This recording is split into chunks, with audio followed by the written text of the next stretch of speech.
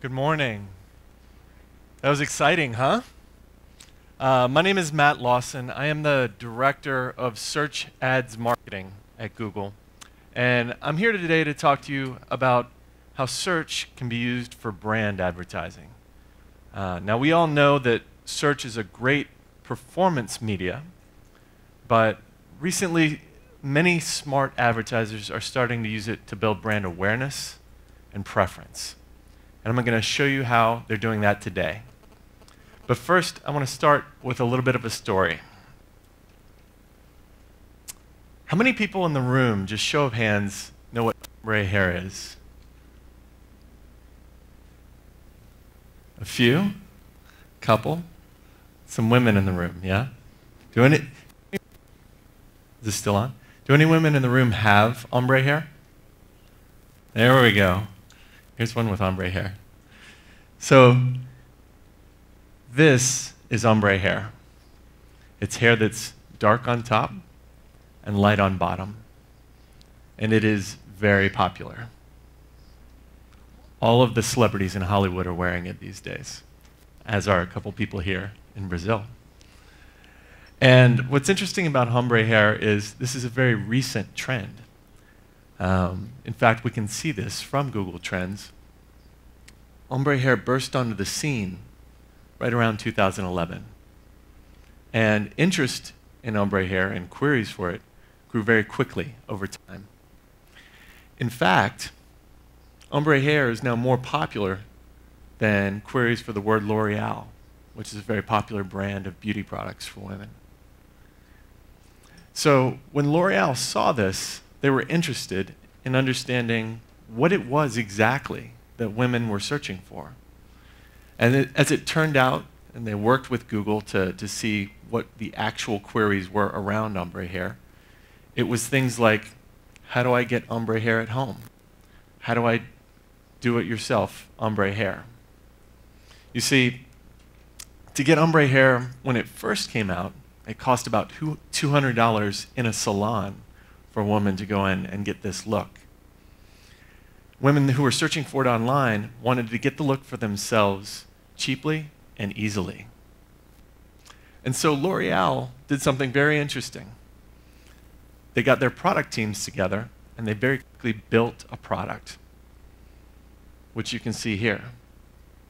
This is Wild Ombre's preference. L'Oreal always delivered the dye to the hair salons, but in this case, what they provided the women was not only dye, but a small applicator brush. They could brush into the bottom of their hair to get this look. And this was a wild success. In the first 2 years, they sold nearly 6 million copies of this product. And what's even more interesting is they brought a younger demographic of women into hair coloring. Typically, hair coloring is something that women start to do later in life. So what we found interesting about this was they learned about this trend from search, but then when they decided to market it, where did they start? Well, they started with the exact same audience that taught them about the trend. They came back to search with brand advertising, not trying to sell this online per se, but to educate people about ombre hair color, the styles, even give people consultations. And you can see this from their website as well. It's not an e-commerce site. When people come to the ombre site, it's all about style and the different ways that you can wear your hair. There's a video from the creator where he shows women how to apply this product to their hair. They launched with a huge PR campaign, and then they contacted and did outreach to a variety of fashion and beauty bloggers, giving them the product to review. So I found this example very interesting because it's an example of how search can inform the products that we build and how search can be used to market and build awareness and preference for those products, not just to close the sale, right? And a lot of smart marketers, not just L'Oreal, are doing things like this. And I'm going to talk to you today about how you can apply concepts like search for branding to your programs. To do that, we have to start with an understanding of search today and what's different about it. And what's different about it should be obvious to all of us. I think we've heard about it a little bit today. These are candids of people in San Francisco. I got tired of using stock photography in our presentation, so I had our team hire a photographer to hide in the bushes outside of coffee shops and take pictures of people using their mobile devices, and then run up afterwards and get them to sign a waiver so that we could use their pictures. So these are real people in real life doing what all of us do with technology, which is on the go, in a coffee shop. We're connected. We're connected to the internet through the devices in our pockets, in our bags, the tablets that we carry with us. And it's this notion of constant connectivity that has changed how we think about search, how we think about the purchase funnel, and how we think about reaching consumers.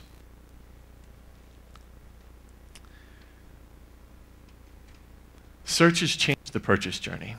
Typically, we've thought about the purchase journey as something from a point where people get inspired to the point where the sale closes. And along the way, there's always been media, right?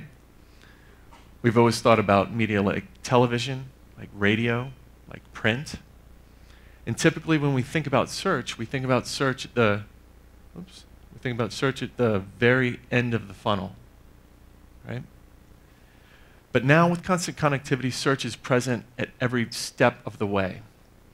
And there's more searches than ever before. So we see more reach, and we see more interconnection with other media. And this changes how we have to react to it as advertisers. We call this the interested audience. And we classify it in 3 different ways, the queries that people use. We talk about branded queries, such as someone who's searching for a specific product with a brand name associated with it, like Acme Apartment. We talk about category searches, searches for specific products in general without a brand name associated with them. And then finally, we talk about affinity searches, searches for topics related to your products or services. And these types of searches, these categories of searches happen throughout verticals within your industry and across industries. There may be more or less in certain industries depending on the topics versus products mix. But it's important to think about these different searches and think about them in different ways. And the first thing that's important to understand is the reach of the searches that you're going after varies dramatically by category. Typically, we see many more category searches than branded searches, and many more affinity searches than category searches. And this shouldn't be surprising. You should see more searches for apartments, for example, than for a specific brand of apartments. But that means as you think about search and as you think about what keywords you'll buy and how you'll advertise, you need to understand that unlocking the reach of the constantly connected consumer, getting to more customers, is partially a function of what types of keywords you're buying and how you're advertising against them. We mentioned how interconnected search is with media. And we'll talk about that a little bit here. This is a graph that shows searches graphed in red without television ads, and searches graphed in blue with television ads. This is from an actual client's Google Analytics implementation. And what you can see is that television actually influences search. You see more searches in the graph where television has been running than when it hasn't. What's interesting is this is fairly aggregate data at the half-hour interval, but we're actually able to pull this data at a 6-minute interval. And when you do, when you get that added granularity, you see something very interesting. You see that searches spike dramatically in the minutes following a television airing. So it's very clear that there's a connection between the media that you present to customers in other channels and their response to you in search. And so as we think about the reach of search and as we think about its interconnectedness with other media, it's important to be there at all of the moments that people search. This is the opportunity when a customer reaches out to you for you to be relevant to their need, not necessarily your need, which is often to sell a product or to close a sale. They have a specific need along the way, and that may vary based on where they are in their journey. And we'll talk about how it varies, and we'll talk about how you can address it. So let's start with an example, right? And we'll take an example from the real estate industry. This is a search for apartments by Vitacon, which is a provider here in Brazil. And this is the search result that you see. Not surprisingly, this brand is at the top of results because it's a branded term. And when we zoom in on the ad, we see a very performance-oriented ad. Understand the difference? Visit one of our different properties where you can buy an apartment.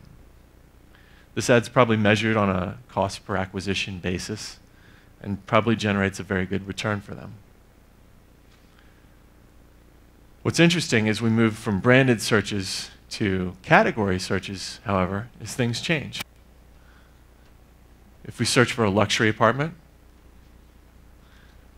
we can see the results here. Much fewer ads, right? We've got a lot of organic results and even some images, but only one ad for a provider called Porte. And if we zoom in on their ad, it's interesting because this may be a performance-driven ad, but they're actually doing a very good job of branding. You can see they offer a virtual tour and look to explain the difference of living with Porte. They also have interior design of the brand. So lots of rich information you can get to educate yourself before making a purchase. Finally, let's take a look at an affinity search. And this is somewhat of an odd search. Not sure what exactly people are looking for here. And it's clear that advertisers also aren't sure because none are showing here. But when you're not sure what people are searching for, the easiest way to figure it out is by looking at Google's organic results. Here we have, I think, almost 2 million results. And these are Google's best guesses as to what what consumers are actually looking to see. In this case, it's apartments in nice mountainous or beach areas, possibly second homes. And so a provider of second homes or high-end luxury apartments could be advertising here if they understood the customer's intent. So let's walk through the mindsets of brand-oriented marketers trying to succeed on search. And let's see how we can relate them to your business in real estate. The first thing I'll say is brand advertisers think in 3 terms. They think in terms of understanding this interested audience, reaching this interested audience, and ultimately engaging with the interested audience. And this is actually no different than how brand marketing works in general. But we're going to apply it to search. Let's start with understanding. And to understand the audience, we can do some things that are very similar to what L'Oreal did. That is to say, we can use Google Trends to get ahead of the trend or even understand existing trends as it relates to consumer behavior in search. In this case, there's been a spike very recently in Brazil for people searching for gourmet balconies. And I don't think we have this concept in America, but my understanding is these are balconies where you have a kitchen and you can cook and you can entertain people. So interesting, especially for you as you think about your marketing strategy and the products you offer and how you take them to market, that this is a rapidly growing trend. One of the questions that L'Oreal had when they took ombre hair to market was, what should we call this product?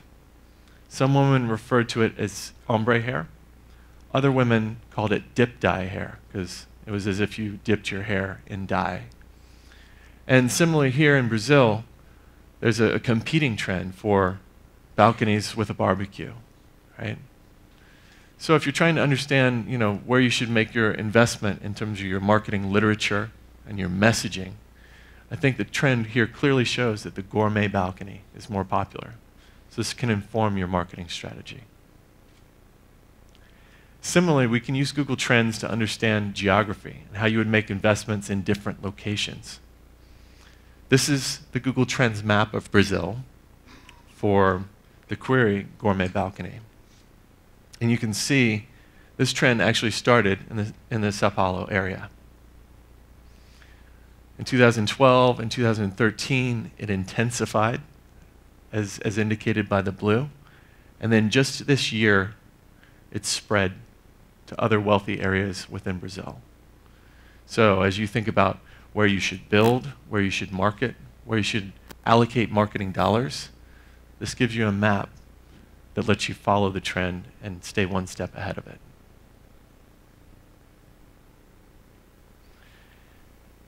And Google can help in this process.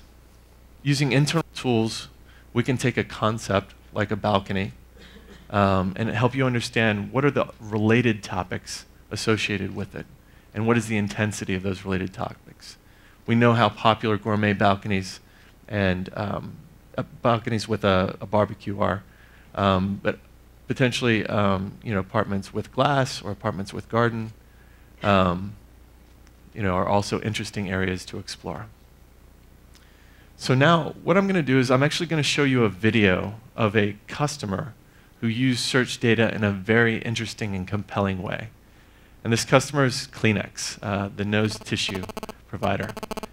And Kleenex had a challenge. They launched a new line of their Kleenex brand products in what was one of the hottest months in October. And as a result, it did very poorly. Sales were well below expectations. So as they thought about relaunching this product, they decided to use Google search data to understand the trends, understand where their customers were getting sick and buying, and they saw pretty spectacular results.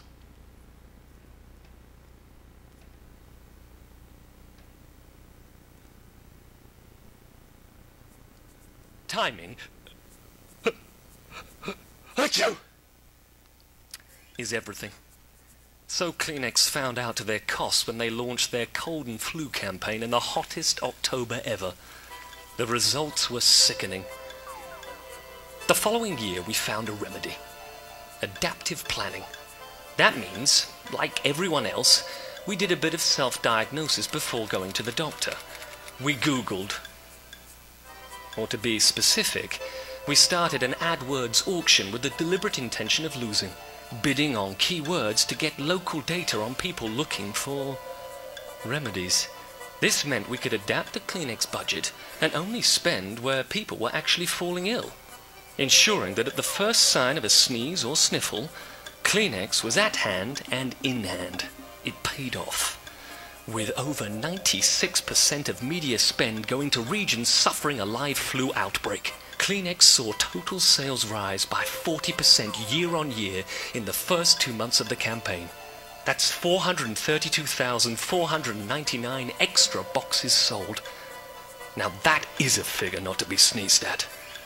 So now, whatever the health of the nation, thanks to a revolutionary new way of using research data, Kleenex is fighting fit. Bless you.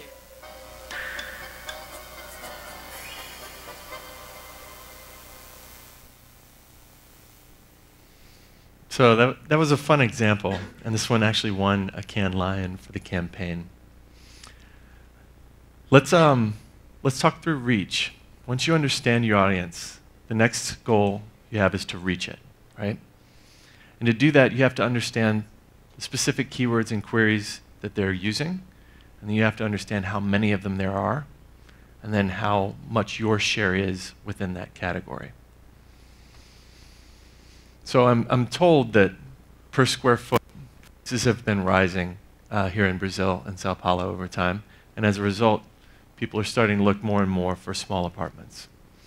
So if you're a provider of small apartments, understanding the market size for this and understanding within that market how you're doing in terms of your overall share of voice is important. The challenge is, while this may be the core search term, people may use many terms to do this. And so to really get a handle on what's going on, you need to aggregate all of the potential terms that people could be using to understand small apartments in the area. Now you can do this on your own by brainstorming and then plugging these words into the keyword planner, or you can have your Google reps help you. And from that, we can give you a good estimate of what the aggregate number of searches in a space is. Now you know from your own data what number of impressions you get and what number of clicks you get out of that total. And that allows you to see what your percentage of the total is. Now the question then becomes, is that good, right? And to do that, Google can help you, or you can work with vendors like ComScore to understand what share of the total impressions your competition is getting. So here we could benchmark that 82% of the competitors are showing ads versus you as 82% of the time competitors are showing ads versus you 18% of the time. And what percentage of other competitors' sites are visited and your share of that. This gives you a good picture of share of voice and something that you can trend over time. If you're a market leader and you want to maintain share, you'll want to target a number commensurate to your current market share. If you're a challenger, a smaller company looking to grow, you may want to target a number or market share that's higher than your current share of the market. Let's talk about engaging your interested audience. So once you've understood them, once you've reached them, you have to actually draw them in and have them interact with your brand. And that's not easy to do. This is a search for interior design or design. And what's interesting about this result is there's a lot of potential ways that this search could be interpreted, a lot of potential answers that an advertiser could provide. Again, the best way to figure out what consumers are looking for is to look at the organic results. And here we can see a website, a couple of magazines, a blog, all focused on the concept of interior design and tips for interior design. And to replicate this yourself, what you'll want to do is actually go to your browser and use it in incognito mode. If you're signed into Google, and if we have your IP address, we'll actually localize your results based on your past search history or your current location. Using incognito mode, you'll get the best picture of what the aggregate population will see. If we go back to the page, we see an advertiser that's doing a great job of this, which is a company called Corral. Now, these guys are a paint provider, but their ad doesn't say, buy paint now, 10% off. It says, come to our site and get inspired by the diverse ambiances, by the different designs. And they follow up on that promise when you actually reach the website. They have a complete color palette. You can see how that would work in different rooms of your home. And then I think very innovatively, they've got a mobile app that will allow you to actually visualize how that paint color would look on the walls of your home or apartment. Nowhere on this page are they saying, hit the buy button. This is purely an opportunity to shift awareness and perception of the brand so that when you're ready to paint your home, you'll think of them first.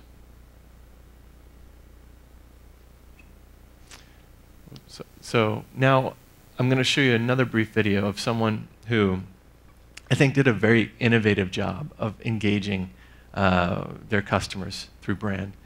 Hopefully you guys are all familiar with the Snickers "You're Not You When You're Hungry" campaign. Snickers found a very innovative way to touch people through search with this ad campaign. So we can play the video. Office workers, poor creatures, like Nick, in desperate need of snacks and entertainment. No wonder they make mistakes. But how do we target them when viral and social content is blocked by IT? Google! Google! As part of the Snickers You're Not You When You're Hungry campaign, we used Google to reach hungry people every time they made a spelling mistake and reminded them, you can't spell when you're hungry, so grab a Snickers. Fortunately for us, hungry people have a tendency to accidentally misspell words with embarrassing regularity. We worked with Google to find the top 500 search terms. Then we used an algorithm to create common misspellings of those 500. This expanded our list to 25,381 misspellings, which meant that in just over 2 days we reached our target of more than 500,000 people, including Nick, with minimal production cost and no seeding.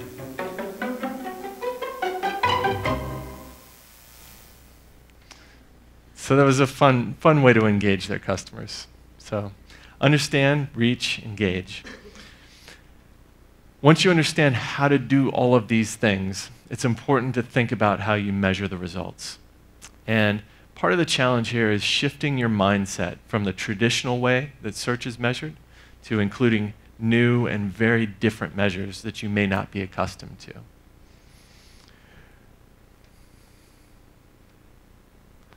When we talk about search, typically, historically, we're using direct response metrics. We're always trying to drive towards some kind of lead or some kind of rate. We want a click-through rate, a cost per acquisition, a conversion rate, all trying to get a customer to take a very specific action now. Send me your information. I'll get back to you with an agent, and we'll talk to you about a home or an apartment. But brand marketers are starting to also incorporate new metrics, metrics that go beyond these direct response metrics.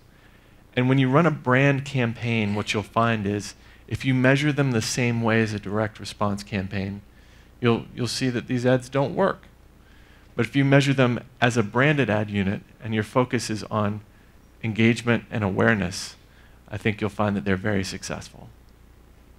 Some of the brand metrics that our advertisers are using are numbers like the raw number of impressions and website visits, engagement actions like watching a video or engaging with specific content. And actually the most powerful metric that we've seen most people use is a metric called dwell time, the amount of time that a visitor dwells on your site. Looking at the number of visits that exceed a certain number of minutes. Beyond that, we're starting to see sophisticated brand marketers look at share of voice and use that in creative ways.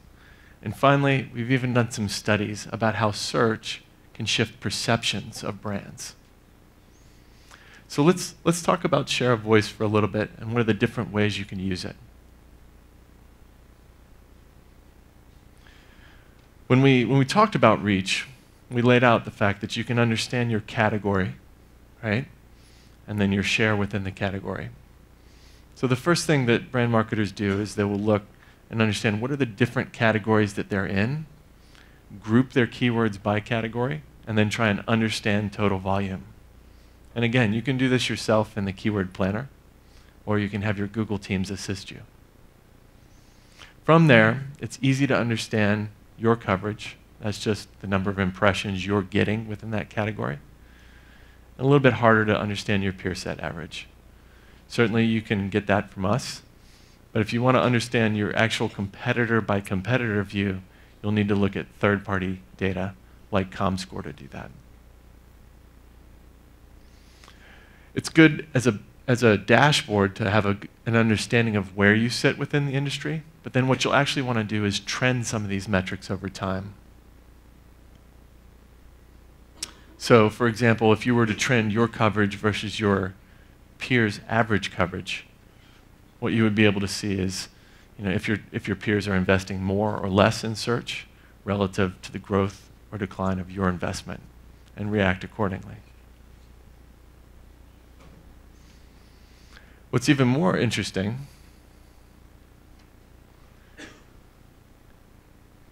is if you take this one step further and calculate your share of voice versus your peers. And you can do this for impressions and clicks. So what share of the total impressions am I getting? And what share of the total clicks am I getting? And this helps inform your strategy. If you're getting, for example, more impressions share than click share, this means that your ads aren't as relevant as your competitors' ads are. And you should spend some more time optimizing your ads, optimizing your content. Similarly, if you're getting higher click share than you are impression share, it may be that you're advertising on too narrow a set of keywords. And so while you're very relevant to that set, there's room for expansion and growth.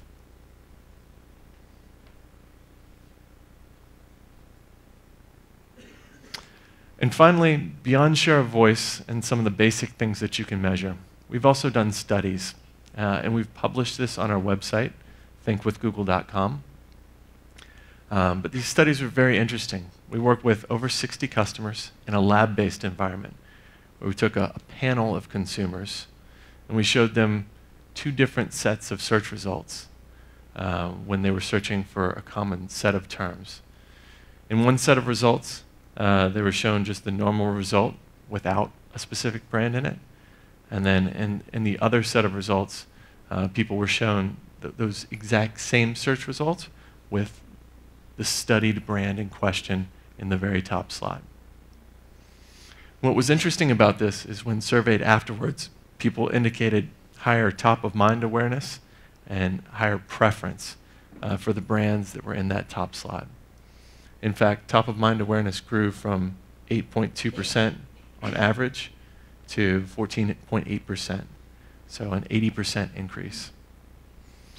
So this is good validation that search can not only lift the awareness that you have and the mind share that you have with consumers, but also shift the perception of your brand. So, understand, reach, and engage. That's my talk. Thank you guys very much for your time, and I'll be available afterwards.